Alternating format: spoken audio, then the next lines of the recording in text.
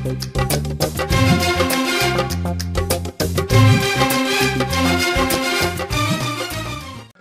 పూజలో ఫాదర్ గారికి చేసినటువంటి మేలులకు కృతజ్ఞతగా ఈ దివ్య బలి పూజను వారు సమర్పిస్తూ ఉన్నారు. అంతేకాకుండా మన గ్రామంలో ఉన్నటువంటి కథోలిక సంఘము అన్ని కుటుంబాల కొరకు ఈ దివ్య బలి పూజను ప్రత్యేకంగా సమర్పిస్తూ ఉన్నారు. కనుక అందరం కూడా ఫాదర్తో ఏకీభవించి ఈ దివ్య బలి పూజలో ప్రార్థన చేద్దాం. పూదోట బాలశౌర్య మాస్టర్ గారి ఆత్మకు నిత్య విశ్రాంతి కలిగినట్లు పునీత జోజెఫ్ గారి పేరిట పూజ, పూదోట జార్జి మరియదాస్ కుటుంబమునకు మరియు మాత సహాయం నందులకును అయ్యేటట్లును పునీత జోజెఫ్ గారి పేరిట పూజ, మెడబలిని ప్రతాప్ కుటుంబంలోని మనోజ్ పుట్టినరోజు సందర్భముగా దేవుడు ఆ బిడ్డకు మంచి జ్ఞానమును ఆరోగ్యమును దయచేయనట్లును, కుటుంబంలో ఉన్న సభ్యులందరికీ ఆయురారోగ్యమును దయచేయనట్లును, శాంతి సమాధానము కలిగినట్లు పునీత జోజెఫ్ గారి పేరిట పూజ. ఈ తలంపుల నిమిత్తము మనము ఈ దివ్య బలి పూజలో ప్రార్థించుదాం.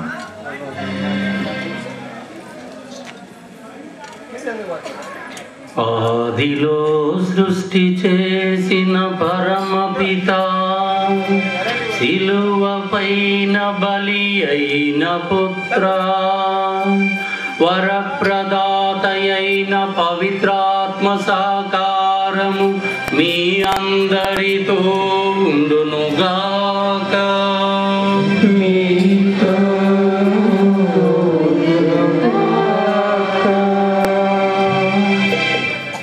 మారుగా పనిచేసినప్పుడు ఇప్పటికి కూడా చెక్కు చెదరినటువంటి ప్రేమ ఆప్యాయత మమ్మల్ని తప్పిబ్బు చేస్తుంది. ఇటువంటి అవకాశం వస్తుందని నేను ఊహించలేదు, భావించలేదు. అయినప్పటికీ కూడా మీరందరూ కూడా చక్కగా ఎంతో సంతోషంగా ఈ పూజ బలిలో పాల్గొంటున్నారంటే నాకెంతో ఆనందంగా ఉంది. మరి ఇటువంటి ఆహ్వానం చాలా గొప్పది. అది మనసులో ఉన్న ప్రేమను, ఆప్యాయతను, అనురాగమును చూపిస్తూ ఉంది. 25 సంవత్సరాలు గడిచిపోయాయి. మరి దేవునికి కృతజ్ఞత తెలపడం చాలా ఉత్తమం, ధన్యం, పుణ్యం. మనం అందరం కూడా దేవుడు చేసిన 25 సంవత్సరాల రజత జూబిలీ పూజ బలిని దేవునికి సమర్పించుదాం. మనస వాచ కర్మ చేసినటువంటి తప్పిదములను మన్నించమని భగవంతుని భక్తితో మనసారా వేడుకొందము.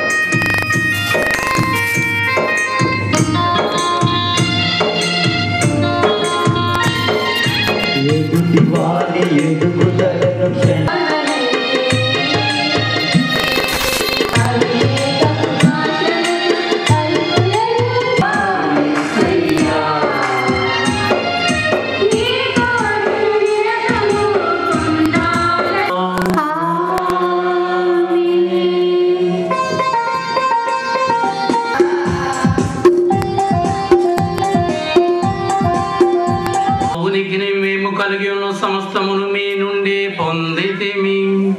మీరు గడిచిన 25 సంవత్సరములు అనేక బాధ్యతలను నాకు అప్పగించి ఉన్నారు.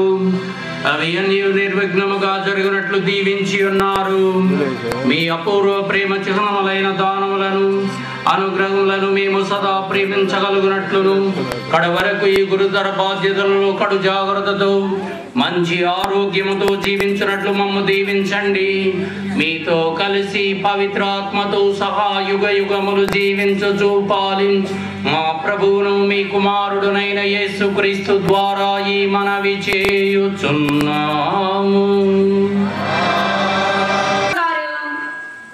కొరింథీయులకు రాసిన మొదటి లేఖ 15వ అధ్యాయము 1వ వచనం నుండి 8వ వచనం వరకు. మొదటి పఠనము పునీత చిన్నప్ప గారు కొరింథీయులకు రాసిన మొదటి లేఖ 15వ అధ్యాయము 1వ వచనం నుండి 8వ వచనం వరకు. పునీత ఫిలిప్పు యాకోబు అపోస్తుల ఉత్సవము. ప్రభువు యాకోబునకు తదుపరి అపోస్తులకు అందరికీ కనపడెను.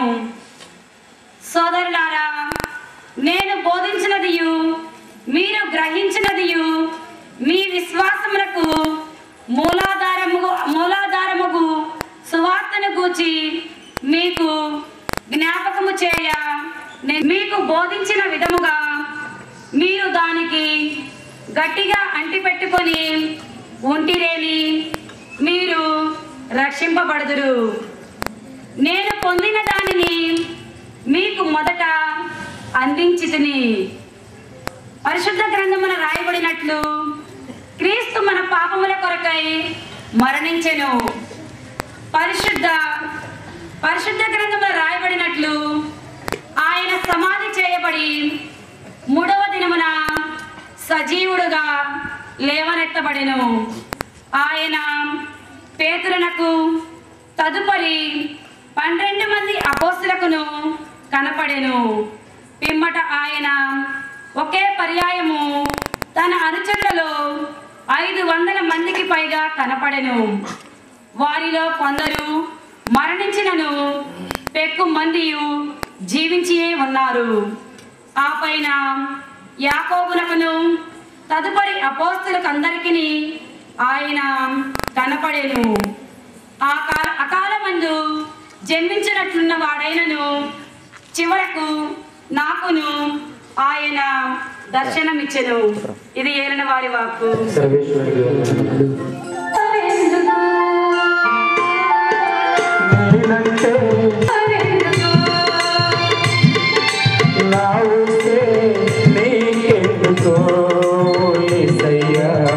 నన్ను మర్చిపోవెందుకు కష్టాలను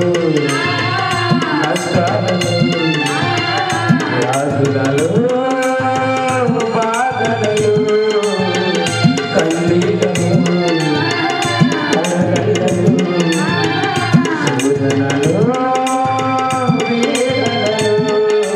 నా ప్రాణమైనావు నీవు. ప్రాణమా నా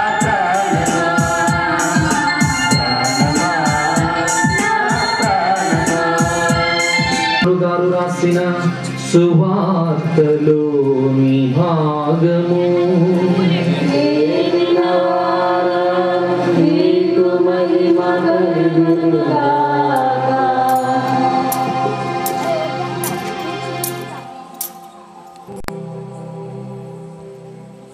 యేసు నేనే మార్గమును సత్యమును జీవమును,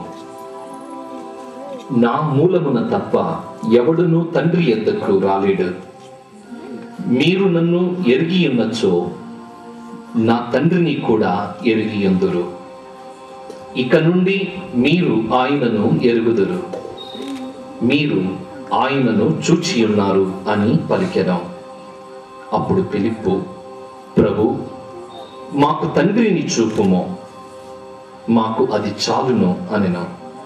అందుకు యేసు ఇట్లనెను, ఫిలిప్పు, నేను ఎంతకాలము మీతో ఉంటిని, నన్ను తెలుసుకొనలేదా? నన్ను చూచిన వాడు నా తండ్రిని చూచుచున్నాడు. తండ్రిని చూపమని ఎట్లా అడుగుచున్నావు? నేను తండ్రి యందును తండ్రి నా యందును ఉన్నామని నీవు విశ్వసించుటలేదా? నేను మీతో చెప్పుచున్న మాటలు నా అంతటా నేను చెప్పుటలేదు, కానీ తండ్రి నా యందు నివసించుచు తన పనులను నెరవేర్చుచున్నాడు. నేను తండ్రి యందు ఉన్నాననియు తండ్రి నా యందు ఉన్నాడనియు మీరు విశ్వసింపుడు. లేనిచో ఈ క్రియలను బట్టి అయినను నన్ను విశ్వసింపుడు. నేను తండ్రి యొద్దకు వెళ్ళుచున్నాను కనుక నన్ను విశ్వసించువాడు నేను చేయు క్రియలను చేయును, అంతకంటే గొప్ప క్రియలను చేయును అని నీతో నిశ్చయముగా చెప్పుచున్నాను. తండ్రి క్రీస్తు సువిశేషము. క్రీస్తువానికి స్తుతి కలుగుగాక. అల్ఫోన్స్ రాజు గారి యొక్క రజిత జూబిలీ మహోత్సవ దివ్య బలి పూజను జరుపుకుంటూ ఉన్నాం. మరి ఈ పూజా బలి జరుపుకుంటున్నటువంటి మనమందరం కూడా గత 10 సంవత్సరాలుగా మన గ్రామంలో విచారణ గురువుగా పనిచేసి మన గ్రామంలో ఉన్నటువంటి ప్రజలకు, చుట్టుపక్కల ఉన్నటువంటి గ్రామాల వారికి తన వంతు అనేక విధాలుగా సహాయం చేసి ఈనాడు మన ముందు మనందరి కొరకు దివ్య బలి పూజను సమర్పిస్తున్నటువంటి ఫాదర్ గారిని రజతోత్సవ జూబిలీ శుభాకాంక్షలు తెలియజేస్తూ కరతాల దొల్లుతూ చప్పట్లు కొడుతూ ఫాదర్ గారిని అభినందిస్తున్నాం.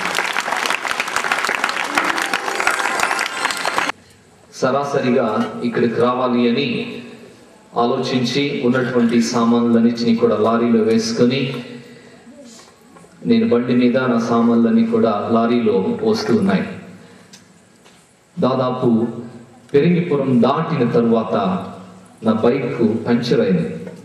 బైక్కి పంచర్ అయింది.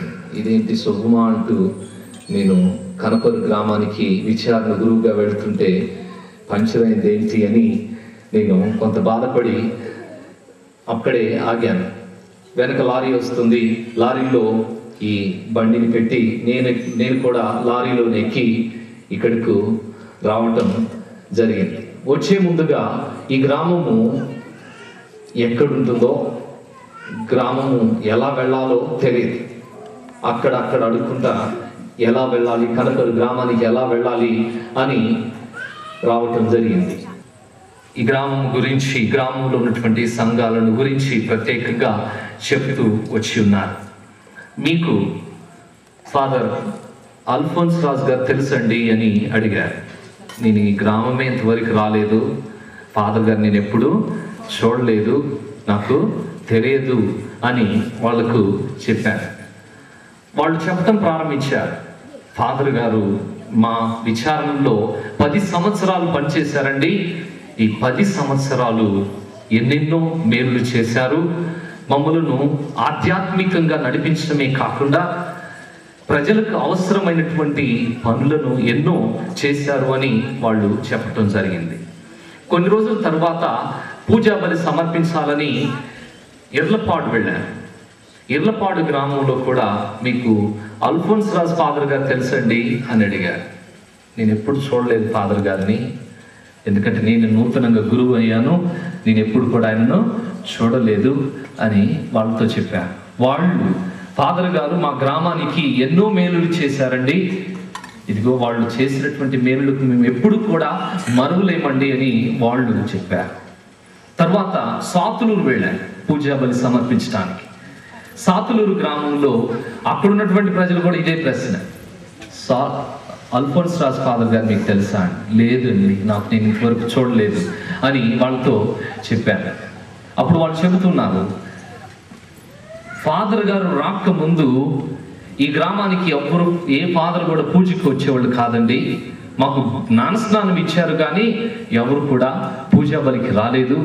మరి ఫాదర్ గారు కనపరు రావడంతోనే మరి సాతులూరులో ఉన్నటువంటి సంఘాన్ని వెలికి తీసి ఇదిగో మాకు ఈ దేవాలయాన్ని నిర్మించారు, ఇప్పుడు మేము సంఘముగా 15 కుటుంబం వాళ్ళము కథోలిక సంఘంలో ఉన్నాము అని సాతులూరు కథోలిక సంఘం తెలియజేస్తుంది.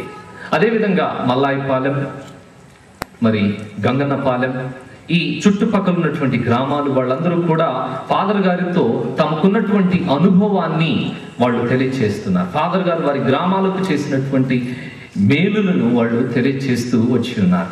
మరి ఫాదర్ గారు ఎట్లా ఉంటారో ఏమో నాకు తెలియదు అని, నేను ఇంతవరకు చూడలేదు అని నాకు తెలిసినటువంటి ఫాదర్లను కూడా అడిగాను. మరి ఇక్కడ 10 సంవత్సరాలు పనిచేసిపోయారు కానీ ఒక్క ఫోటో కూడా ఫాదర్ గారి ఇక్కడ లేదు. పోయిన వారం ఆదివారం రోజున ఫాదర్ గారు మరి దివ్య బలి పూజను బాలయేసు పుణ్యక్షేత్రం దగ్గర సమర్పించడానికి ముందుగా మన గ్రామానికి వచ్చారు. అప్పుడు ఫాదర్ గారు తనను తాను పరిచయం చేసుకున్న, ఫాదర్ నేను ఇట్లా అల్ఫోన్స్ రాజ్ ఫాదర్ని ఇక్కడ పనిచేసిపోయాను. ఫాదర్ గారిని చూసిన వెంటనే సంతోషం వేసింది.